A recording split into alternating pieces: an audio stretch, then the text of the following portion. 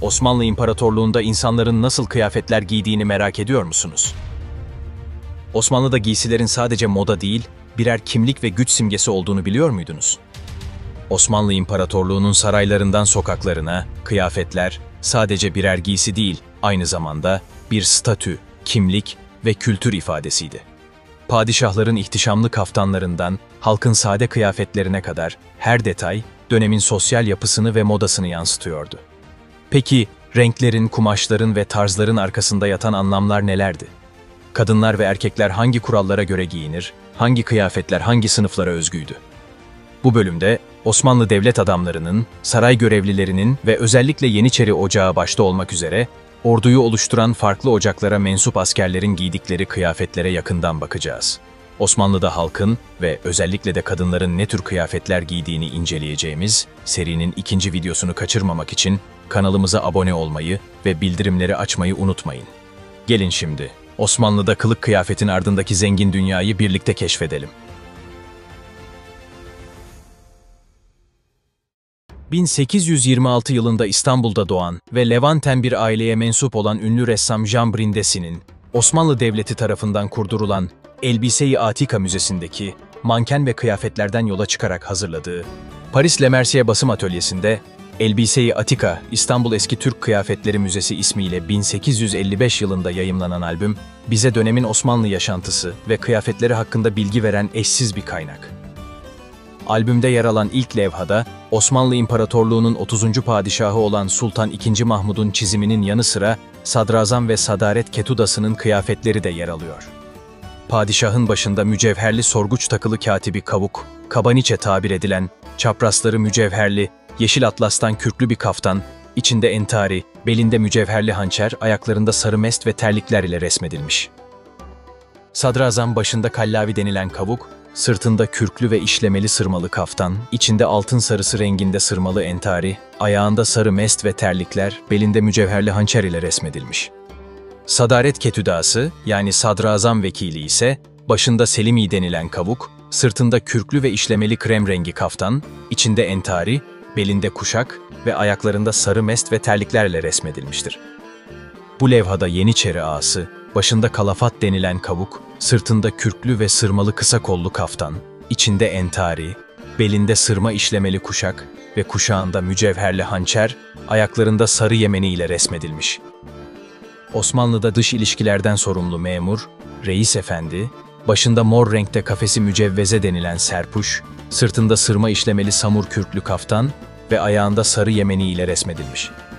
Şeyhülislam, başında örfi kavuk, sırtında sırmalı beyaz atlastan samur kürklü, bol yenli, ferve-i beyza denen kaftan, belinde sırmalı kuşak, ayaklarında sarı yemeni ile resmedilmiş. Çavuşbaşı satırı, başında kırmızı renkte batara başlık, üzerinde kırmızı dolama, içinde entari, altında şalvar, omuz askısına takılı gaddare, belinde meşinden kemer, kemere takılı hançer ve ayaklarında sarı çizme ile resmedilmiştir. Bu levhada, yargının ve ilmiye sınıfının idaresinden sorumlu kazasker, başında örfi tabir edilen burma sarık, sırtında yeşil çuhadan samur kürklü, bol yenli kaftan, içinde çizgili entari, belinde kuşak ve ayağında sarı yemeni ile resmedilmiş. Osmanlılarda deniz kuvvetlerinin başı ve idarecisi Kapudan Paşa, başında kallavi kavuk, sırtında atlas kumaştan samur kürklü kaftan ve belinde sırmalı kuşağa sokulmuş mücevher işlemeli hançer, ayağında sarı mest ve terlik ile resmedilmiş. Kapudan Paşa Çuhadarı, başında fes ve üstüne sarılı sırma işlemeli, makdem adı verilen kenarları saçaklı puşi, omuzunda yağmurluk işlevi gören beyaz bir bornoz, fermene ismi verilen, kaliteli çuhadan, üzeri sırma süslü kısa ceket ve sırma süslü mintan, ayağında diz çakşırı, belinde sırmalı kuşak, ayaklarında beyaz çorap ve denizcilere mahsus yemenilerle resmedilmiştir. Kuşağında bir piştov ile, kabzası gümüş işlemeli, daha çok donanmada kullanılan tipte bir yatağın bulunmaktadır. Pırpırı esnafı, askerlik dışında başka meslekler yapan esnaf Yeniçerilerdir. Önceleri Yeniçerilerin askerlik dışında meslek edinmeleri yasakken, daha sonraları bu yasak kalkmıştır.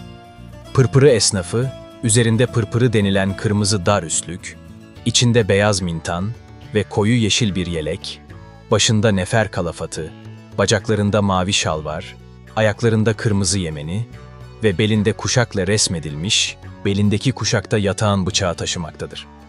Sağ elinin üzerindeki dövmeden 6. cemaat ortasına mensup olduğu anlaşılmaktadır. Yeniçeri ortalarının tayinatının hazırlanması ve dağıtımından sorumlu alt rütbedeki zabitlere aşçı usta denirdi. Başında kalafat kavuğu tabir edilen serpuş, sırtında mintan, üzerine 2 yanı pirinç düğmelerle süslü bir kaftan, altında topuklara kadar inen kırmızı bir şal var, ayaklarında sarı yemeni ve belinde çapraz metal kemer ile resmedilmiş. Küçük Hüseyin Paşa'nın kaptanı deryalığında kurulan çıplaklar, ismini garp ocaklarında popüler olan giyim tarzlarından almıştır. Başında makdem ismi verilen külah, üzerine sarılı sırma ve klaptan işlenmiş saçaklı puşi, üzerinde kenarları işlemeli kolsuz salta, bacaklarında diz çakşırı, omzunda yağmurluk görevi gören beyaz bornoz, belinde şal kuşak ve ayağında denizcilere mahsus yemeni ile resmedilmiş. Kuşağında donanmada yaygın olarak kullanılan tipte bir yatağın taşımaktadır. Osmanlı'da itfaiye hizmetinde görevli Yeniçerilere tulumbacı denmektedir. Başında kalaylı bakır tas, sırtında ön tarafı açık mintan, üzerinde kartal kanat diye tabir edilen bir kaput, belinde kuşak, diz çakşırı ve ayağında kırmızı yemeni ile tasvir edilmiştir. Kapıkulu süvarilerinin bölüklerinden sorumlu kişilere bölük ağası denilmektedir. Levhada, başında kavuk, sırtında biniş diye tabir edilen bir cübbe, içinde beyaz mintan üzerine çizgili entari, altında dökme kırmızı şalvar ve ayağında sarı mest ve terlikler ile resmedilmiş. Bölük ağasının ayak hizmetini gören çuhadar, başında simidi destar sarılı kavuk, beyaz mintan üzerinde mavi cübbe, altında kırmızı dökme şalvar ve ayaklarında kırmızı yemeni ile resmedilmiş sağ elinde asa tutmaktadır. Padişahlar, sefere ya da başka bir yere giderken, önden giderek, padişahın geçeceği yolu inceleyen ve açık olmasını sağlayan saray hizmetkarlarına yol hasekisi denilmektedir. Başında barata diye tabir edilen kırmızı serpuş, üstünde entari, üzerine kırmızı çuhadan, dolama tabir edilen, etek uçları beldeki kuşağa sokulu üstlük, belinde kuşak, altında dökme kırmızı şalvar, ayaklarında sarı yemeni ve elinde görevde kullandığı asasıyla resmedilmiş. Merasim kıyafeti içindeki Yeniçeri neferi. Levhada, başında beyaz keçeden yapılma dal taçlı ve tüylüklü börk, üstünde etek uçları bele sokulmuş, dolama diye tabir edilen üstlük, içine beyaz mintan, diz çakşırı, ayaklarında kırmızı yemeni ve belinde kuşakla resmedilmiştir. Kuşağında çifte piştov ve yatağın, elinde ise asa taşımaktadır. Asakiri Mansure binbaşısı, başında şubara denilen, serpuş üzerine sarılı lahor şalı, sırtında işlemeli ve çaprazlı yarma kollu boy cepkeni, içinde çizgili mintan, altında sıkma diye tabir edilen dar bir potur, ayağında sarı çizmeler, belinde kuşak, omuzdan asılı kurşunluk ve şemşir denilen eğri kılıç bulunmaktadır. Topçu ocağının idaresinden ve disiplininden sorumlu komutana topçubaşı denmektedir. Levhada, başında yeşil çuhadan külah üzerine dilimli tülbent sarıklı topçubaşı kavuğu, sırtında entari üzerine açık yeşil, biniş tabir edilen cübbe, içine beyaz mintan ve açık yeşil entari, belinde kuşak, ayaklarında kırmızı yemeni ile resmedilmiştir. 3. Selim döneminde kurulan yeni orduya, Yeniçerilerin tepkisini çekmemek için Bostani tüfekçileri ismi verildiğinden, kıyafetleri de kısmen bostancıların giydiği kıyafete benzemektedir. Levhada, Nizam-ı Cedid binbaşısı başında kırmızı barata, üzerinde göğsü çapraz işlemeli kırmızı cepken ve kırmızı çizmeyle resmedilmiştir. Levhada, süvari topçu neferi, başında mavi püsküllü uzun fes üzerine sarılı şal, sırtında yarma kollu ve şemseli boy cepkeni, altında süvarilere mahsus bir şal var, belinde şal kuşak ve ayaklarında çizmeyle resmedilmiştir. Şalın kuşağında çifte piştov ve elinde tüfek bulunmaktadır. Piyade topçu yüzbaşısı, başında mavi püsküllü uzun fes üzerine sarılı şal, sırtında şemseli boy cepkeni, altına beyaz mintan ve kırmızı çizmelerle resmedilmiştir. Omuzdan asılı hama ile takılı eğri kılıç ve elinde asa bulunmaktadır. Orduda büyük çapta topların nakli sırasında top arabasının yanında çoğu zaman yaya olarak giden topçulara piyade topçu neferi denmektedir. Levhada başında beyaz çuhadan yeşil püsküllü başlık, üzerinde ceket, altında sıkma diye tabir edilen mavi potur, belinde şal kuşak, ve ayaklarında kırmızı yemeni ile resmedilmiştir.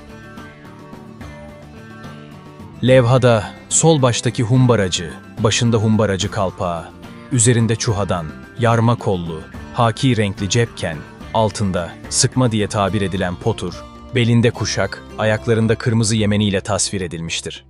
Kuşağında Balkan tarzı bir bıçak taşımaktadır. Sağ elinde bulunan asa, bu humbaracının karakullukçu olarak asayiş görevinde olabileceğini düşündürmektedir. Ortadaki humbaracı yüzbaşı, başında humbaracı kalpağı, üzerinde uzun ve geniş yenli biniş, altında çizgili entari, belinde kuşak ve ayağında sarı yemeni ile resmedilmiştir. Sağ baştaki humbaracı, başında humbaracı kalpağı, üzerinde yarma kollu, işlemeli, haki cepken, altında sıkma, belinde şal kuşak, ayaklarında kırmızı yemeni ile gösterilmiştir. Belindeki kuşakta piştov ve yatağan taşımaktadır. Eğri kalpaklısı, levhada, başında las kalpağı, sırtında beyaz mintan üzerine zeytin rengi camedan, sıkma diye tabir edilen baldır kısmı dar potur ve ayaklarında kırmızı yemeni ile tasvir edilmiştir. Omuzdan asılı, hama ile bağlı eğri kılıç taşımakta, elinde ise Avrupa tarzı tüfek tutmaktadır. Sekban-ı Cedid askeri, başında şubara denilen serpuş, sırtında ceket, altında sıkma diye tabir edilen potur, ayağında serhatli olarak tabir edilen mest, omuzdan çapraz asılı hamail ve belinde palaskayla resmedilmiştir. Elinde Avrupa tarzı bir tüfek tutmaktadır. Nizam-ı Cedid neferi, başında bostancıların taktığı türden bir kırmızı barata, üzerinde kırmızı renkte dar bir ceket, omuzdan çapraz takılmış hamail ve belinde palaska, altında sıkma diye tabir edilen bacak kısmı dar potur ve ayağında kırmızı yemeni ile resmedilmiştir. Elinde süngülü, Avrupa tarzı bir tüfek tutmaktadır. Şubara neferi, başında şubara denilen serpuş, sırtında ceket, altında sıkma diye tabir edilen potur, ayağında serhatli olarak tabir edilen mest, omuzdan çapraz asılı hamail ve belinde palaskayla resmedilmiştir. Elinde Avrupa tarzı bir tüfek tutmaktadır. Baş karakullukçu, başında kalafat denilen kavuk, üzerinde kırmızı bir üstlük, belinde çapraz diye tabir edilen metal kemer üstlük, içinde çizgili mintan ve etek uçları çaprazda sokulu beyaz dolama. Bacaklarında mavi şalvar ve ayaklarında kırmızı yemeni ile resmedilmiştir. Çaprazında gümüş süslemeli bir yatağın ve kenarları işlemeli mendil taşımaktadır. Baş karakullukçular, yemek dağıtımından sorumlu oldukları ve o işte kullandıkları büyük kepçeyi taşıdıkları için kepçeci lakabı ile de anılmışlardır. Yeniçeri ortalarının ayak hizmetlerini gören kıdemsiz neferlere karakullukçu denilmekteydi. Bunlar zabitlerin ve çorbacıların emir eri olarak görev yapar, hizmetlerini görürlerdi. Sırığa asılmış bir çorba kazanını taşırken resmedilmiş olan karakullukçuların başlarında nefer kalafatı denilen kabuklar, üzerlerinde salta olarak tabir edilen kısa ceketler, içlerinde mintan, bellerinde çapraslar, bacaklarında mavi kısa şalvarlar ve ayaklarında kırmızı yemenilerle resmedilmişler. Çaprazlarında kısa yatan bıçağı ve mendil taşımaktadırlar. Her Yeniçeri ortasında su dağıtımından sorumlu sakalar bulunurdu. Orta sakası, başında püsküllü kırmızı külah üzerine sarılı, kırmızılı renkli bir astar, sırtında meşinden yapılma üzerinde küçük ziller ve uçlarında ipek püsküller bulunan bir salta, altında yeşil şalvar, belinde çaprast, ayağında kırmızı yemeni ile çizilmiştir. Çaprastında bir kamçı, sırtında bir su kırbası taşımaktadır. Şehirlerin asayişinden sorumlu Yeniçeri kulluklarında görev yapan Yeniçeri neferlerine kulluk neferi denirdi. Başında nefer kalafatı, sırtında göğsü açık mintan ve yeşil kaftan, bacaklarında diz çakışırı ve ayaklarında kırmızı yemeni ile saz çalan bir kulluk neferi resmedilmiştir. Kuşağında yatağın sağ elinin üzerinde mensup olduğu Yeniçeri ortasının nişanı ve numarası olan bir dövme bulunmaktadır. Merasim kıyafeti ile Divan-ı Hümayun'daki ulufe dağıtımından dönen Yeniçeri neferi. Keçeli ulufecinin merasim kıyafeti. Başındaki keçe diye tabir olunan tüylüklü ve yeşil daltaçlı börk, sırtındaki lacivert dolama, bacaklarındaki lacivert şalvar, belinde kırmızı kuşak ve ayağındaki kırmızı yemeniden oluşmaktadır. Sırtındaki para kesesinde, mensubu olduğu ortada görevli Yeniçerilerin ulufe ya da mevacip denilen 3 aylık maaşları bulunmaktadır. Sağ elindeki dövmeden 25. cemaat ortasına mensup olduğu anlaşılmaktadır. Odabaşı, Yeniçeri ortalarında oda adı verilen ortanın kışlasının idaresi ve disiplininden sorumluydu. Yeniçeri neferlerin aksine sakal bırakırlardı. Başında dal kalafat, sırtında açık mavi bir biniş, ayağında sarı çizmeyle resmedilmiştir. Sağ elinin üzerindeki dövmede yazan 27 sayısı, mensup olduğu Yeniçeri ortasını göstermektedir. Yeniçeri ortalarının bayrağını ya da alemini taşıyan orta kademe zabitlere, bayraktar veya alemdar ismi verilirdi. Başında kalafat denilen kavuk, sırtında etek uçları belindeki kuşağa sokulmuş dolama tabir olunan kaftan, bacaklarında dökme kırmızı şalvar, ayaklarında sarı çizmeyle resmedilmiştir. Belindeki kuşakta bir hançer, dolamasının içine sıkıştırılmış bir mendil ve elinde ise kulluk görevinde kullanılan kısa bir asa taşımaktadır. Başçavuş, Yeniçeri Ocağı'nın ve ağa kapısının merasim ve teşrifatından sorumlu zabitidir. Merasimlerde duaları ve gülbangı okur, Yeniçeri ağasının emirlerini Ocaklı'ya iletirdi. Başında sırma dal taçlı ve turna telinden sorguçlu çorbacı keçesi, sırtında entari üzerine giyilmiş kırmızı dolama, altında dökme kırmızı şalvar, belinde şal kuşak, ayaklarında kırmızı çizmeyle resmedilmiştir. Kul Ketüdası, Yeniçeri Ocağı'nın idari işlerine bakan ve rütbe olarak Yeniçeri ağasından sonra gelen subaydır. Başında sırma dal taçlı ve tepesinde balıkçıl telinden süpürge sorguç ve arkasında yine turna telleri bulunan çorbacı keçesi, sırtında kenarları ve sırtı vaşak kürkü kaplı kabaniçe üstlük, altına açık mavi entari, ayağında sarı mest ve terlikler, belinde ise işlemeli şal kuşakla resmedilmiştir. Kapıcıbaşı, sarayın kapılarını beklemekle görevli kapıcı bölüklerinin idaresi ve disiplininden sorumlu görevlilerdir. Başında Yeniçeri börküne benzer, üst kısmı bükülü bir börk, üzerinde mavi bir kaftan, altına çizgili entari, ayaklarında sarı mest ve terlikler, sağ elinde asası ile resmedilmiştir. Ortaçavuş, rütbece başçavuştan sonra gelen, görevleri arasında ordu sefere çıkarken yapılan resmi geçitte Yeniçeri alayının düzenlenmesi ve sevki, sadrazam kola çıktığında ona refakat etme ve ağır suçlardan hüküm giyen Yeniçerilerin cezasının yerine getirilmesi gibi işler olan subaydır. Başında daltaçlı ve turna telli çorbacı keçesi, mavi bir entari üzerine giydiği kırmızı dolama üstlük, belinde şal kuşak, altında kırmızı dökme şal var, ayaklarında sarı mest ve terlikler ile resmedilmiştir. 10. levhada açıklanan karakullukçular, görevleri arasında Yeniçeri zabitlerinin hizmetini görmek bulunduğundan, tören kıyafeti içindeki aşçı ustasının yürümesini kolaylaştırmak için meşin hırkasını eteklerinden tutarlardı. 10. levhadaki tasvirlerden farklı olarak, bu karakullukçuların saltalarının omuzlarında püsküller bulunmaktadır. Tören kıyafeti içindeki aşçı ustası, başında daltaçlı ve yünlüklü börk, sırtında etekleri yırtmaçlı, üzerinde gümüş süslemeler bulunan meşin bir hırka, içinde beyaz mintan üzerinde kenarları işlemeli kırmızı bir cepken, belinde çaprast, altında şalvarın üstüne yine meşinden üzeri gümüş işlemeli bir önlük, ayağında siyah çizmeyle resmedilmiştir. Çaprastında 2 adet yatağın taşımaktadır. Cebeciler devlete ait silah, askeri araç ve gereçlerin bakımından sorumlu sınıftır. Cebehane karakullukçusu, cebeciler arasında Yeniçeri karakullukçuları ile aynı görevleri görürlerdi. Başında cebeci kavuğu, sırtında yeşil salta, altında beyaz mintan, belinde çaprast, altında uzun mavi şalvar, ayaklarında kırmızı yemeni ile resmedilmiştir. Çaprastında kısa bir bıçak taşımaktadır. Cebeci ortalarının başındaki zabitleri cebehane çorbacısı denirdi. Başında kallavi, sırtında açık yeşil bir cübbe, altında entari, bacaklarında kırmızı dökme şalvar ve ayaklarında sarı çizmeyle resmedilmiştir. Edirne bostancısı, sarayların güvenliğinden ve saraylara bağlı bahçe ve bostanların bakımından sorumlu kapıkuludur.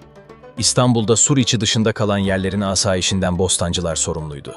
İstanbul dışında Edirne ve Gelibolu'da da bostancılar bulunmaktaydı. Başında kırmızı barata, sırtında beyaz bir mintan, üstüne yarma kollu sırma işlemeli cepken, mavi şalvar, belinde kuşak ve ayaklarında kırmızı yemeni ile resmedilmiştir. Kuşağında çift piştov ve yatağın bulunmaktadır. Sarayın ve yüksek rütbeli vüzeranın ayak hizmetini gören hizmetkarlara şatır ismi verilmekteydi. Sarayın ve vüzera'nın dış hizmetinde bulunmalarının yanında asayişi sağlama görevleri de vardı. Levhada görülen şatırın başına giydiği tablalı baratadan, boğaz içinde görev yapan şatırlardan olduğu anlaşılmaktadır. Sırtında mavi bir dolama, bacağında mavi şalvar ve ayaklarında çizmelerle resmedilmiştir. Elinde bir asa tutmaktadır. Salma neferleri, şehirde tebdil gezerek asayişi sağlayan inzibat neferleridir. Levhada sol başta salma neferi, onun yanında da amiri konumundaki salma çuhadarı, tebdil gezmedikleri zamanlarda giydikleri resmi kıyafetleriyle resmedilmiş. Ancak her ikisine de salma neferi denmiştir. Salman neferinin başında simidi destar sarılı kavuk, sırtında yeşil kaftan, içinde beyaz mintan ve uzun mavi şalvar, belinde kırmızı kuşak, kuşağında kısa yatağın bıçağı, ayaklarında ise kırmızı yemeni ile resmedilmiştir. Salma çuhadarı ise başında siyah kalpak, sırtında pırpırı denilen dar üstlük, içinde beyaz mintan, belinde kırmızı kuşak, bacaklarında mavi dökme şalvar, ayağında kırmızı yemeni ile resmedilmiştir. Elinde asa, kuşağında ise yatağın vardır. Nöbetçi tabiri, genelde taşrada ve hudutlardaki kalelerde görev yapan Yeniçeriler için kullanılsa da, levhada kul ketüdasının hususi hizmetinde bulunan Yeniçeriler için de kullanılmıştır.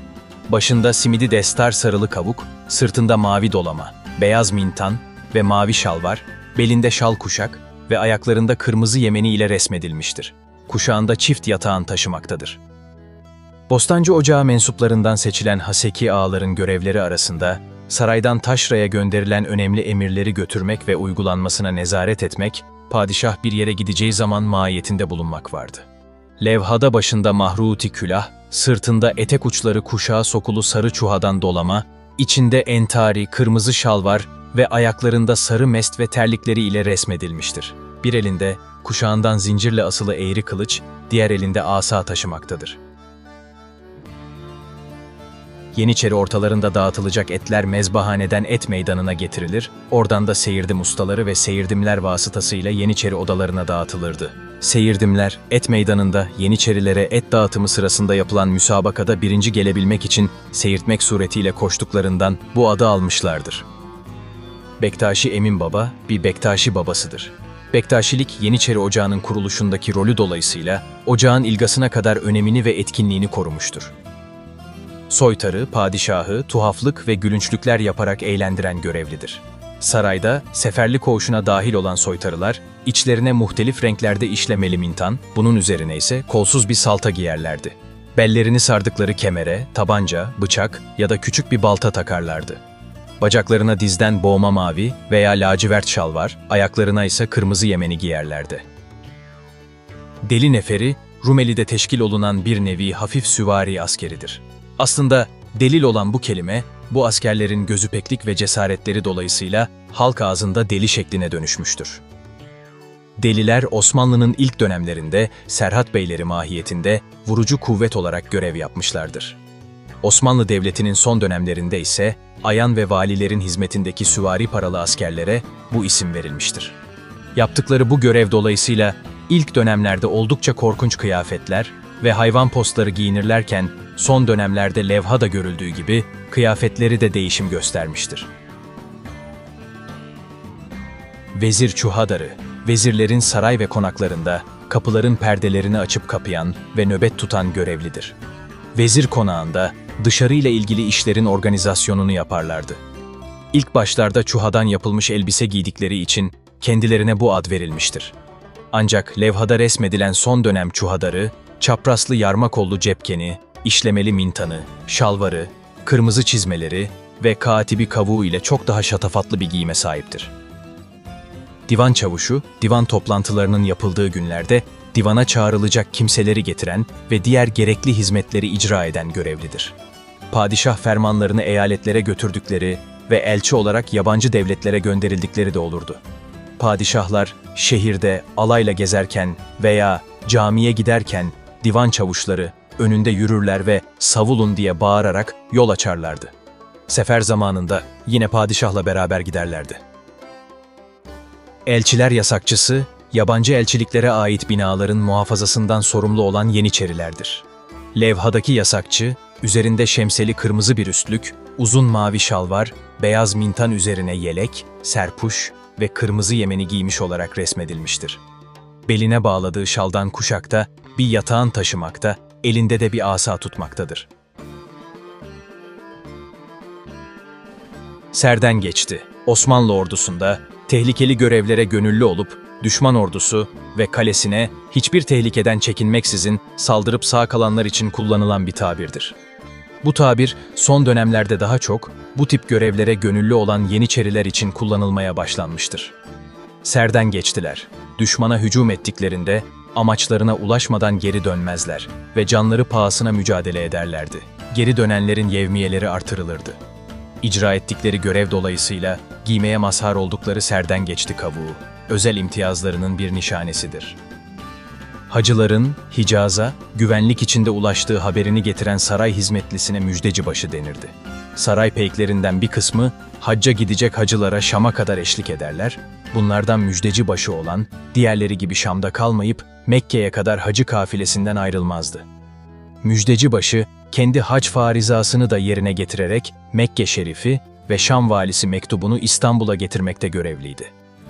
Müjdecibaşının İstanbul'a ulaşması ve mektupları sadrazama teslim etmesi, haccın güvenlik içinde ifa edildiğinin ve her şeyin yolunda olduğunun müjdelenmesi anlamına geliyordu.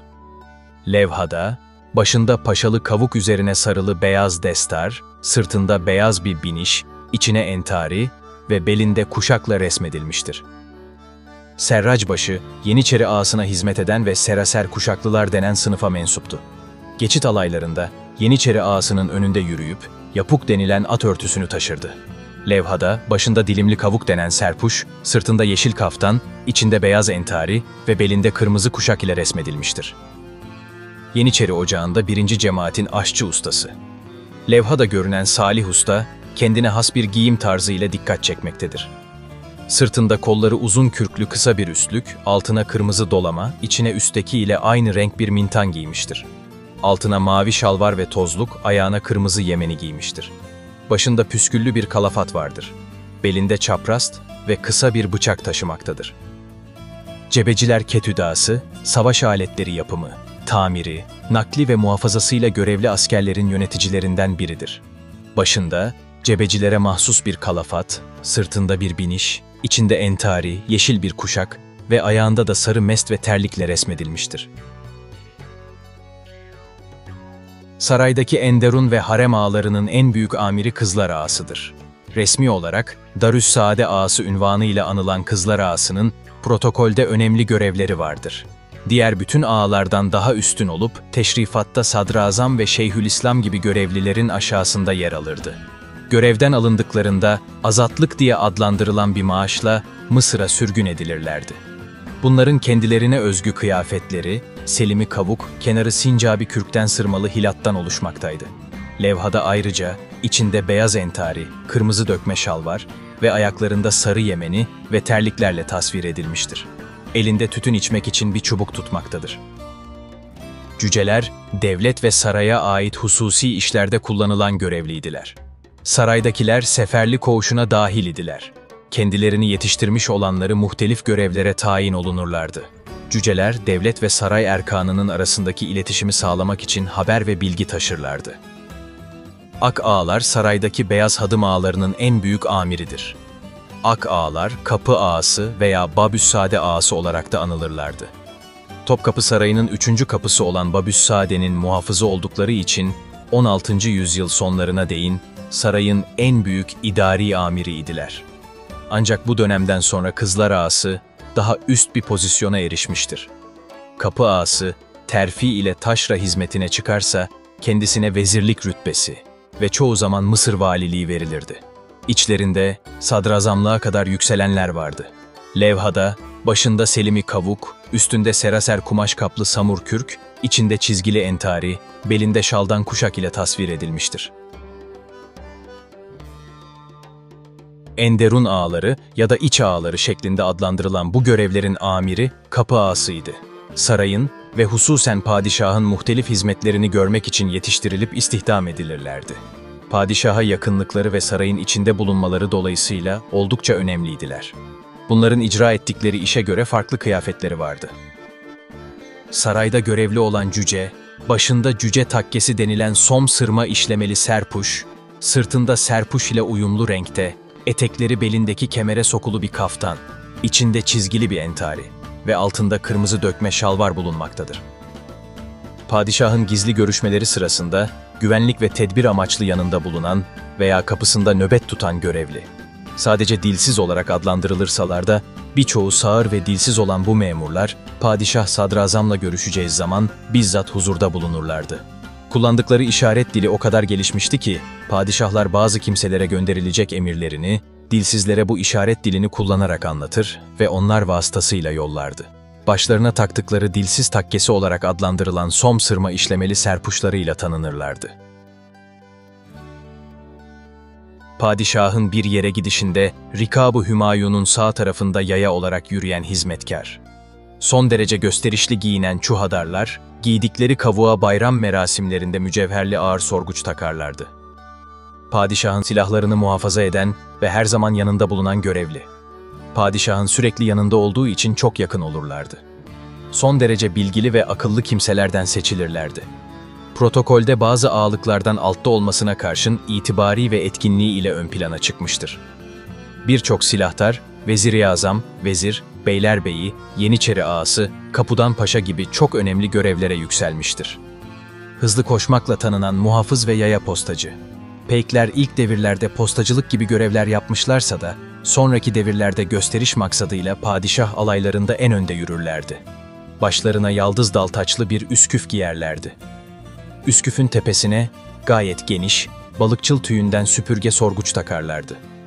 Kendilerine has, önü açık dolama tarzı kırmızı bir üstlük giyerler ve bu üstlüğün uçlarını kuşaklarına sokarlardı.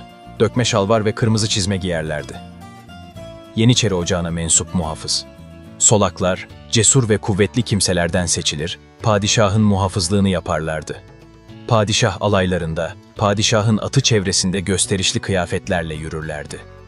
Levhadaki solak, başında dökme yaldızlı yeşil sorguçlu bir külah, arkasında saçaklı entari ve bunun üzerine dolama kaftan, bacaklarında sarı şalvar, ayaklarında sarı çizmeli resmedilmiştir. Belinde yaldızlı som kemer, kemerin içine bir kama ve kılıç taşımaktadır. Elinde uzun saplı, iki başlı bir balta taşımaktadır. İçoğlanlarının amirlerinden biri, saraya alınıp devlet ve saray hizmeti için yetiştirilen çocuk ve gençlere içoğlanı denilirdi. Levhada sağda tasvir edilen çavuşlar sarayda yapılan toplantı ve seremonilerde düzen ve protokolü sağlamakla görevliydi. Zülüflü baltacılar, padişah, sultan ve şehzadelerin korunmasıyla görevlendirilmişlerdi.